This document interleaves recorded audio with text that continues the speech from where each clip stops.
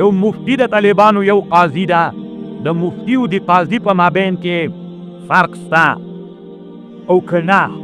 مفتی او قاضي دوی دواړه تی دي، په یو اعتبار سره د دوی فرق نشته ده، ځکه مفتی چې ده دام اخبار د حکم شرعي کوي او قاضیم چې ده دام اخبار د حکم شرعي کوي. کوم حکم شرعي چې په کتاب کې لیکلی ده، مفتیم اخبار د حکم شرعي کوي، قاضیم اخبار د چا کوي؟ د حکم شرعي کوي. دواړه اخبار د حکم شرعي کوي. اوس خبره دلته دا ده، نو په دغه لحاظ باندې د دواړو څوک نشته ده، فرق نشته ده. قاضیم اخبار د حکم شرعي کوي، مفتیم اخبار د حکم شرعي کوي، په دې لحاظ فرق نشته ده. اما په دغه لحاظ فرق ده چې مفتی ته ده د دې حکم غیر لازم ده او د چا حکم؟ د قاضي حکم ته د طالبان ورونو دا حکم څوک ده؟ دا لازم ده. مفتی ته کله یو مسئله فتوا وکړله، په خلکو باندې لازم نه ده چې دا حکم به یې مني، او د قاضي چې کومه فیصله وکړله په مدعا هغه په مقضا علیه باندې په ده لازمه ده چې هغه به مني. نو د دې دواړو په مابین کې دا څوک ده؟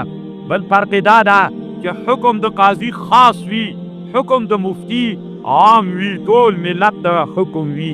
خبر باندې پوه شولیا؟ نو د مفتی وظیفه طالبانو درنده وظیفه ده.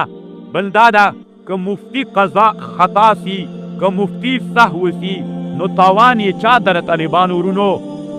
ټول نه. که مفتی خطا سی نو ګناه یې ډیره ده، ځکه ډیر انسانان د په خطا کې واچول. او که مفتی که قاضي خطا سی نو ګناه یې لږ ده، ځکه یو سړي ته یې څوک رسولی ده، تاوان یې رسولی ده. نو د مفتی بار دروند ده، ځکه دغه خبره سي خلک اوري، ډېرو انسانانو ته رسیږي. او د قاضي خبر ته ده هغه چا ته رسیږي؟ اتنا مغه چا باندې کې فیصله کړي هغه ته رسیږي. نو په دې نو د قاضي حکم ملزم، د مفتی حکم غیر ملزم. که مفتی خطا تی ګناه یې ډېره ده، که قاضي خطا تی ګناه یې لږ ده. دغه خبر علامه ابن القیم رحمه الله یو کتاب جوړ کړی، اعلام الموقعین عن رب العالمین. ډېر ښه کتاب د طالبانو ورونو. حنبلي تیر سوی، علامه شیخ الاسلام ابن تیمیه شاګرد ده، او په اصول فقه د حنبلیانو کې تقریبا دا کتاب جوړ ده. دغسې علمي کتاب د طالبانو ورونو. په دې ټولنه کې مو بعضې انسانان له کتابونو نه منع کوي، وایي مې ګوریا الله اوس خو یې مه ګورې. اوس خو طالبان چې علما صحیح کتابونو کې اعلام الموقعین کېږدئ، لکه ما سره چې 2 نسخې د دې کتاب لرمه، وایي ګورئ، تحقیق وکئ. خیر د انسانان علما چې دنیا کې تیر سوي دي، لکه په دې طالب ځان ته طبیعت ته لري، ځان ته طبیعت ته لري. علماو په علمي میدانونو کې ځان ته تحقیقونه دي. نو هر تحقیق د علماو وګورئ، په کمال در کې راځي.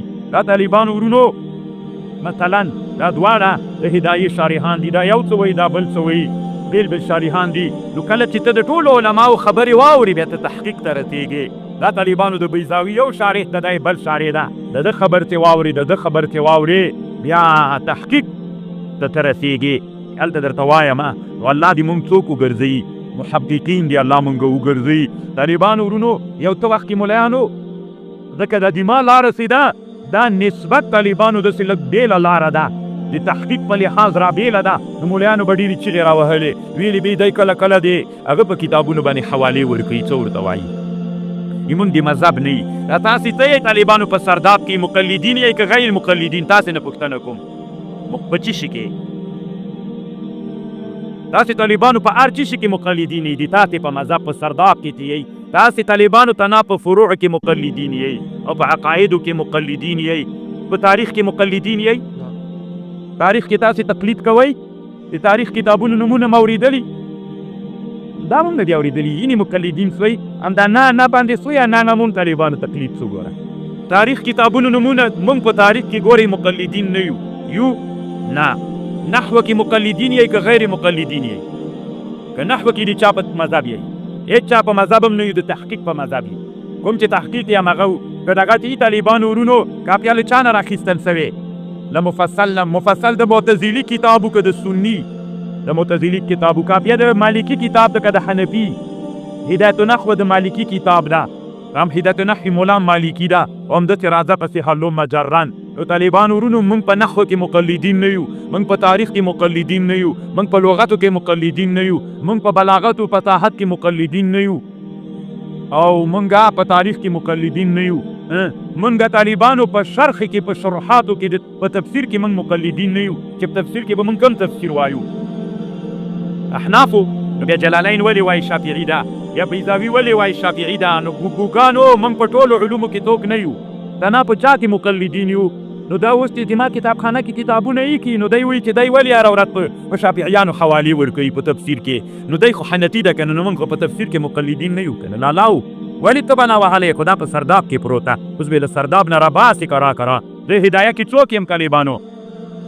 مقلد یم، ځکه فروع دي لکه مې د حنفیت کتابونه دواړه درته راوړي. زه په تفسیر کې څوک یم طالبانو ورونو؟ غیر مقلد یم طالبانو ورونو. په خبر خو مې پوهېږئ، الله مو پوه که.